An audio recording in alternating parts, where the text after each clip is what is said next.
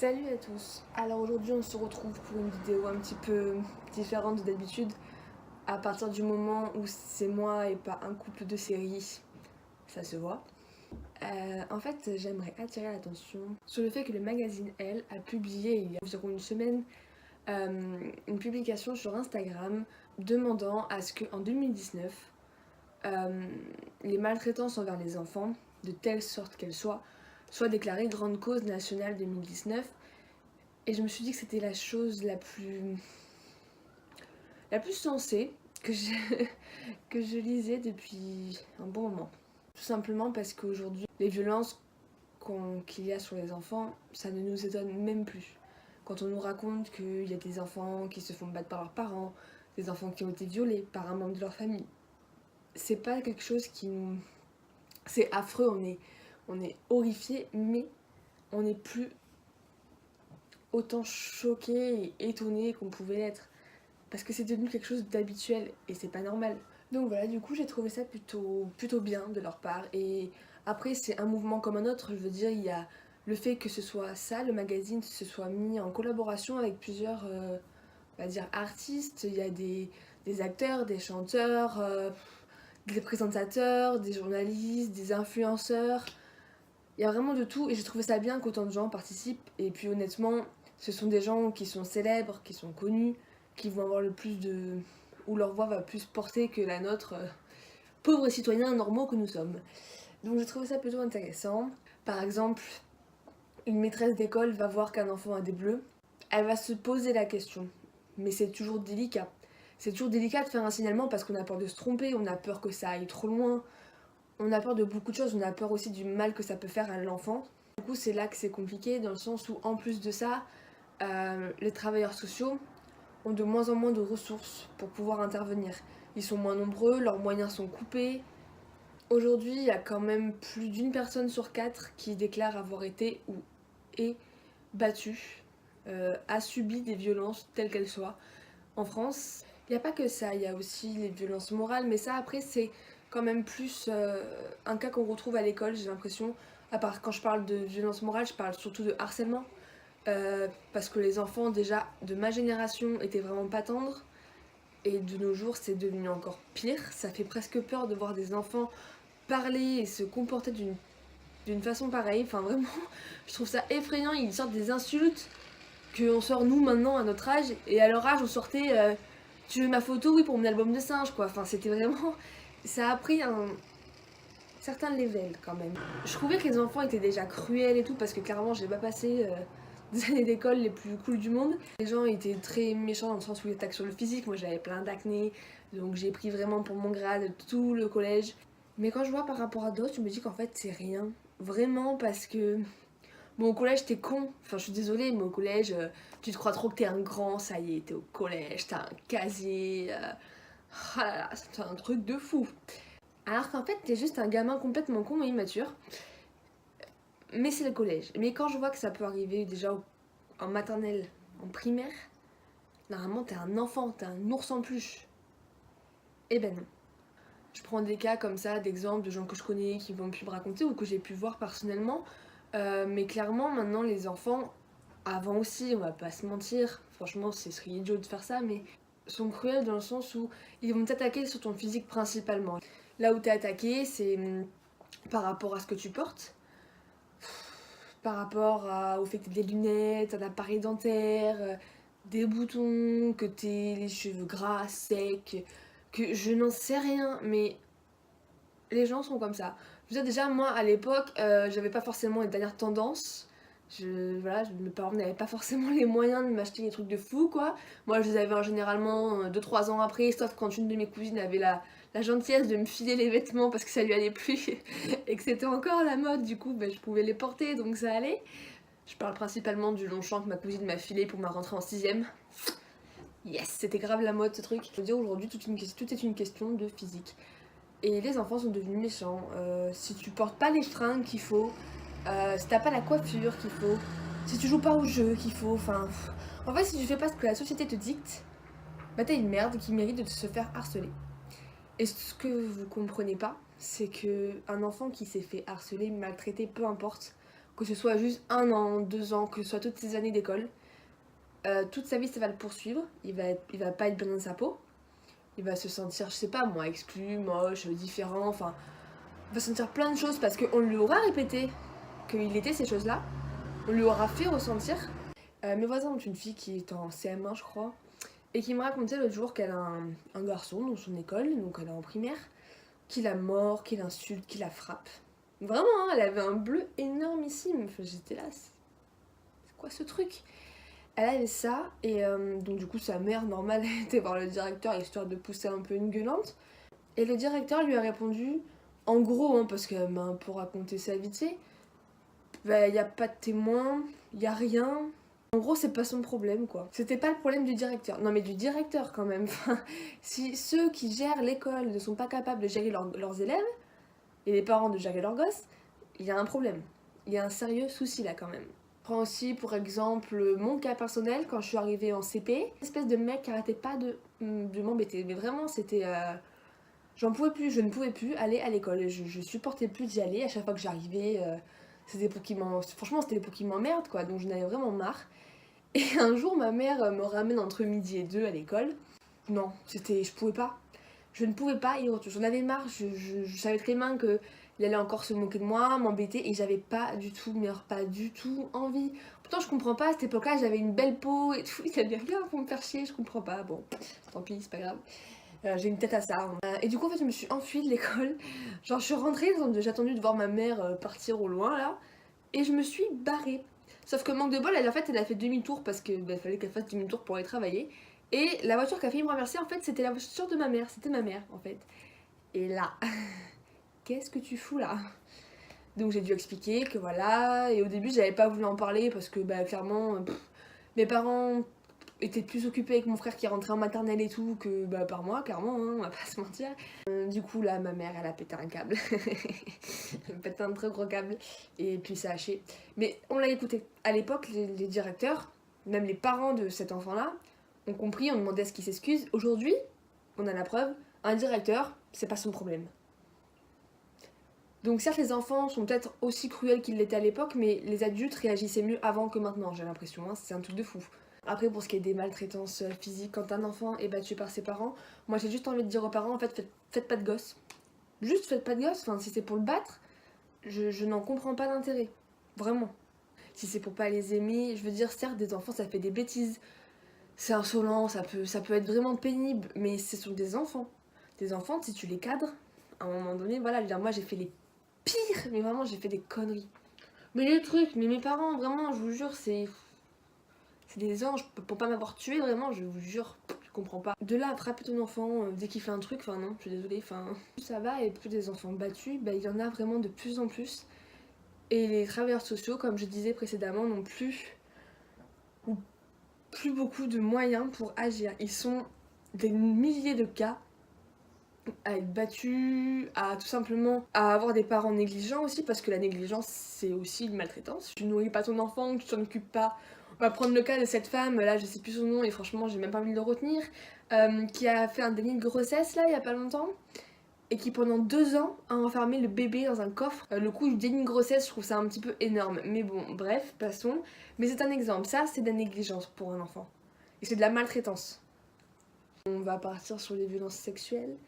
Il y a beaucoup d'enfants qui, garçons comme filles, se font violer chez eux par leur père, par un membre de leur famille, peu importe, que ce soit un petit garçon ou une petite fille, quand ils sont petits, malheureusement ça ne compte pas. Et très souvent, un enfant qui se fait violer, s'il est très jeune, ne comprend pas ce qui se passe. Enfin, c'est normal, imaginons l'enfant en question à 4 ans, tu ne sais pas ce qui se passe, tu ne comprends pas, tu ne sais même pas ce que c'est que ça en fait. Si ça continue, ou même si ça continue pas, quand ils grandissent, ils vont apprendre ce que c'est que le sexe.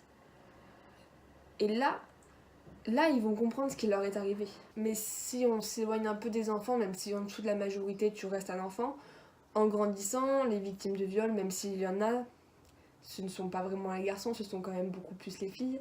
Alors il y a des garçons qui sont victimes de viol, c'est quand même pas beaucoup, mais il y en a. Sous prétexte que tu portes une jupe, que tu te sois maquillée, que je n'en sais rien. Tu mérites de te faire violer. Enfin, là vraiment je cite, j'ai l'amie d'une copine, qui m'a montré il y a quoi, une semaine, une page de livres écrits, de livres publiés, disant, alors je sais pas si c'est un homme ou une femme qui l'a écrit, que ce soit l'un ou l'autre, j'ai juste envie de vous dire que faut aller vous faire soigner. Je vais vous la mettre. En fait, toute la page parle du fait qu'une femme, si elle met une jupe moulante, une jupe courte, une robe, si elle se maquille un peu trop, si bah, elle va discuter avec un gars bah, pour discuter, ou même si c'est aguicheur, je t'en fous, je veux dire, c'est pas pour ça qu'à la fin tu mérites de te faire violer. Mais apparemment, d'après ce que dit cette personne, si, la femme mérite de se faire violer si elle fait ça. Et je suis désolée, mais non, on n'y est pour rien, on n'est pas responsable, nous. Si vous, mes chers hommes, vous ne savez pas contrôler votre bite, je suis désolée, c'est violent, mais à un moment donné, il faut dire les choses comme elles sont. J'ai aussi encore le cas de Twitter, oui, de Twitter, une fille que je ne connais mais pas, genre, qui expliquait que elle était interne, elle était au lycée, elle s'est faite violer, juste devant, et que bah, du coup la directrice l'a trouvée, enfin ils ont appelé la police, ils ont fait tout ce qu'il fallait, le kit, tout ce qu'il fallait vraiment. Bah en fait les flics ils l'ont limite pas cru quoi, enfin... Mais vraiment, c'était il y avait un mec et une femme et c'est la femme flic et qui s'est montrée la plus... Franchement je suis désolée mais la plus couille, qui était là en... Oui mais tu sais que si tu mens, oui mais t'étais habillée comment aussi parce que c'est sûr que si tu portais une mini-jupe... Oula, tu es une femme hein, et tu oses dire ça à une autre femme qui s'est fait violer.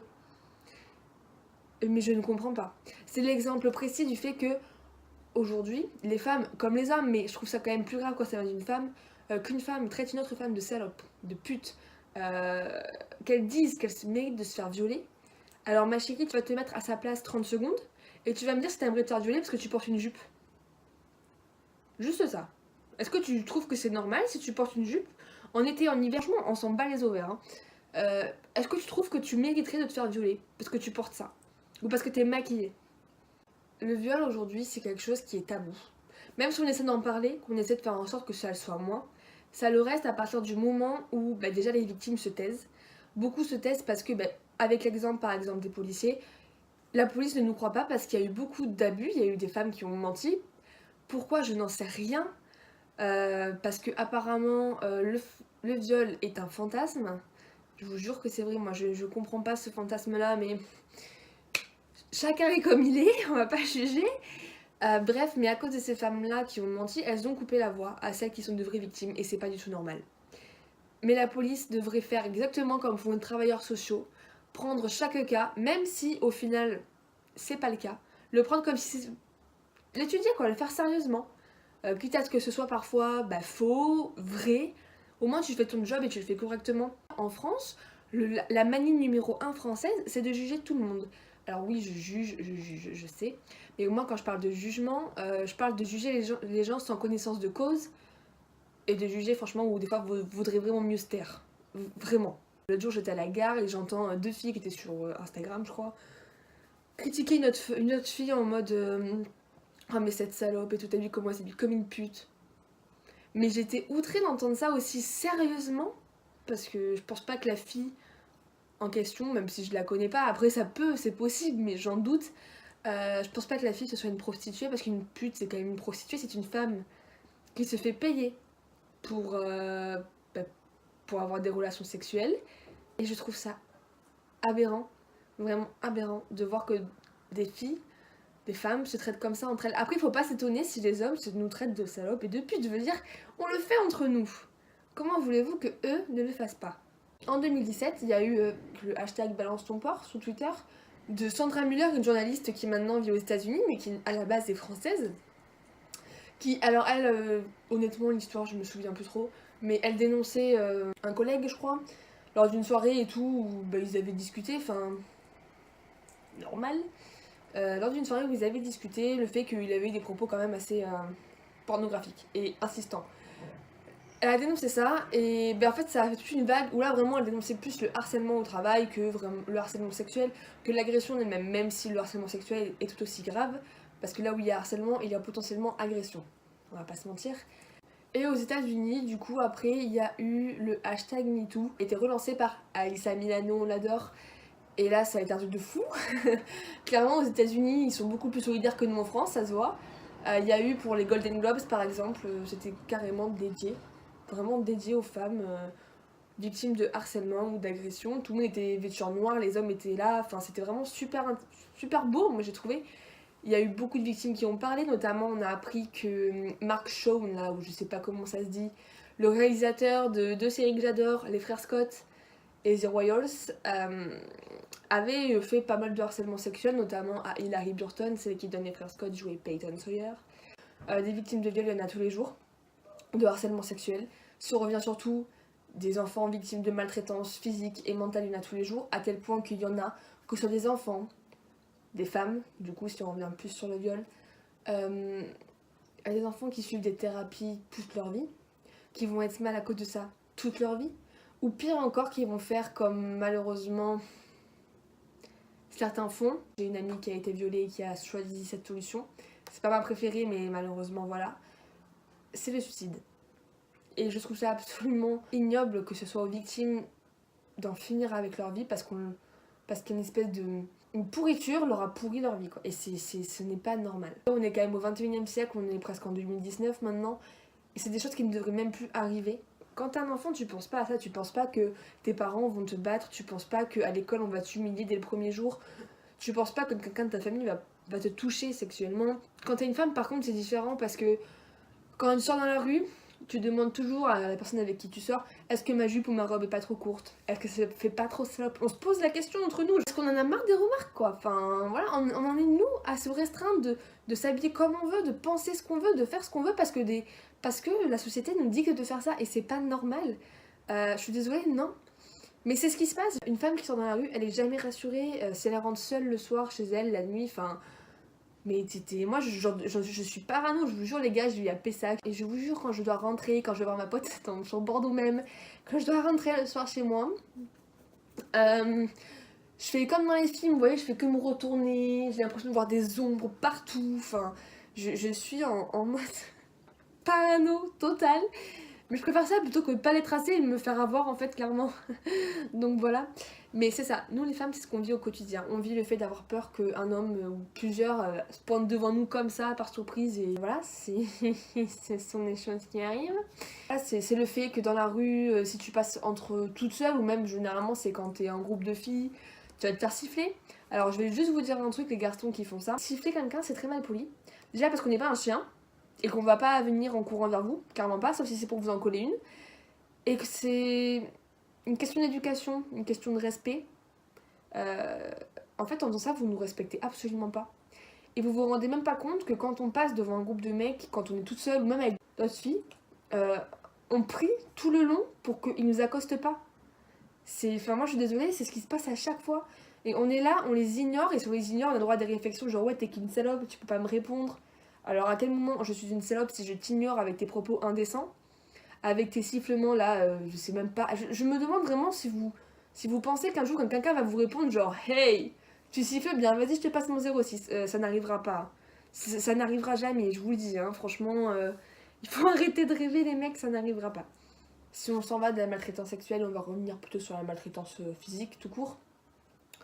Parce que ça en est une. Il y a pas longtemps, j'ai fait une soirée. Bon, j'avais un peu fumé. Certes, j'aurais pas dû, c'était ma faute, bref, on s'en fout. Mais quand je suis rentrée dans la boîte, ben, j'ai fait un espèce de big malaise au point de me fracasser la tête contre le bar. Et les deux gars avec qui j'étais n'ont pas bougé. C'est 5 filles que je ne connaissais mais absolument pas qui m'ont aidé, qui m'ont sorti dehors. Un des mecs est resté, 5 minutes, tant que je me réveille. Puis il s'est barré, je l'ai pas revu. J'ai envie de vous dire que sans ces filles-là, je serais morte.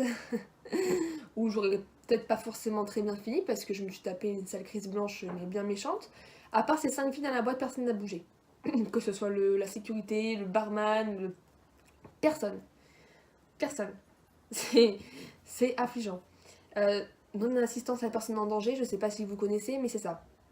Donc ça c'est de la maltraitance aussi.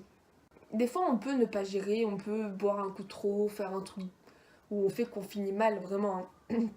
Mais je pense pas que pour autant on mérite d'être abandonné comme une merde, qu'on mérite de se faire violer parce que on capte rien. Donc que ce soit les maltraitances pour les enfants, les maltraitances en général, il va falloir faire un truc. Ceux qui peuvent faire bouger les choses maintenant c'est l'État parce que les vagues de mouvements qu'on a eu avec tous les hashtags, avec tous les trucs de fou qu'on met sur internet, parce que les réseaux aujourd'hui c'est ce qui fait que qu'on arrive à se faire entendre plus ou moins, mais ça marche pas toujours, malheureusement. Si le fait que ce soit toujours à nous de nous poser les questions et de nous bouger, c'est pas normal, parce qu'à un moment donné, on a un président de la République, on a des ministres, on a des gens payés pour ça, qui eux ne font pas grand chose, voire rien. C'est pas toujours aux citoyens français de faire quelque chose. Nous, on n'a aucun pouvoir, en fait. C'est pas nous qui créons les lois, c'est pas nous qui pouvons faire quoi que ce soit. On peut juste essayer de se faire entendre, de faire entendre les victimes, mais c'est pas nous qui allons arrêter ceux qui ont fait telle chose. C'est pas nous qui pouvons vraiment gérer tout ça. Le fait que ce soit un magazine comme Elle, qui est quand même un magazine de mode, qui demande vraiment à ce que ce soit reconnu comme étant la chose la plus importante à défendre en 2019, mais où est la logique? Enfin, je veux dire, c'est très bien, vraiment, quand j'ai vu ça, j'étais là, mais c'est super bien de faire ça, c'est super, c'est bien, mais c'est pas à un magazine de prendre l'initiative, quoi. Ça devrait être à l'État, ça devrait être à eux, quoi. Et même s'il y a plein d'influenceurs, plein de personnes connues qui ont participé à ça, même eux, même avec la voix qu'ils ont, bah c'est pas eux qui vont pouvoir faire en sorte que on arrête les coupables, que les femmes parlent plus. Au final, ça va durer un temps, mais c'est tout. Quand on voit que quand tu vas chez les flics, c'est limite si on te croit, il faut pas s'étonner. Je vais peut-être recommander, parce que je suis une fan des séries, deux séries, il y a The Bold Type, série féministe à fond, moi j'adore, où c'est trois journalistes pour un magazine, bon un peu de mode, mais qui parle de sujets féministes. Enfin, il y a vraiment plein de choses, et après il y a la série que tout le monde connaît. Bon là clairement c'est beaucoup moins féministe, mais c'est beaucoup plus réaliste sur le monde, sur le harcèlement, sur les violences. 13 Reasons Why, bonjour, qui va traiter du harcèlement que Anna Baker va subir à l'école avec une photo qui sort de on ne sait pas où parce qu'elle fait du toboggan, du fait qu'elle assiste à un viol et qu'elle se tait parce qu'elle sait pas quoi faire, et du fait qu'elle va elle-même se faire violer par la même personne et qui va la mener à ce qu'elle se suicide. Cette série, je vous jure, elle aborde vraiment des sujets d'actualité clairement, mais elle le fait avec un tel réalisme. Je veux dire, la scène de viol, on la voit en entière. Et t'es derrière ton écran, enfin moi en tout cas c'était mon cas, et j'avais envie, mais d'arriver et de le massacrer ce type. Je pouvais pas le frapper parce que mon ordi n'était pour rien, mais j'ai failli parce que j'étais pas bien, j'en avais la nausée de voir ça et ça m'a vraiment retourné. Dans la dernière saison, il y a une scène que ceux qui ont vu comprendront le coup de la serpillière, où clairement il y a un des gars qui filme dans les toilettes avec le manche de la serpillière dans les fesses. Genre, cette série, voilà, elle va vraiment montrer la réalité des choses, la réalité du monde dans lequel on vit. Et avec ça, elle essaie aussi de faire bouger, de montrer que ça devrait pas arriver. Elle montre avec le procès d'Anna que la justice, franchement, elle est imparfaite. Parce que ce soit la justice américaine, la justice française, elle est imparfaite. Donc voilà, j'avais envie de vous parler de ça. Franchement, si vous connaissez pas les séries, regardez-les. Il y en a une qui est marrante, une qui est vraiment touchante. Ce sera tout pour aujourd'hui et je publierai une nouvelle vidéo sur justement ma série The Bold Type. Je sais pas quand, mais bientôt.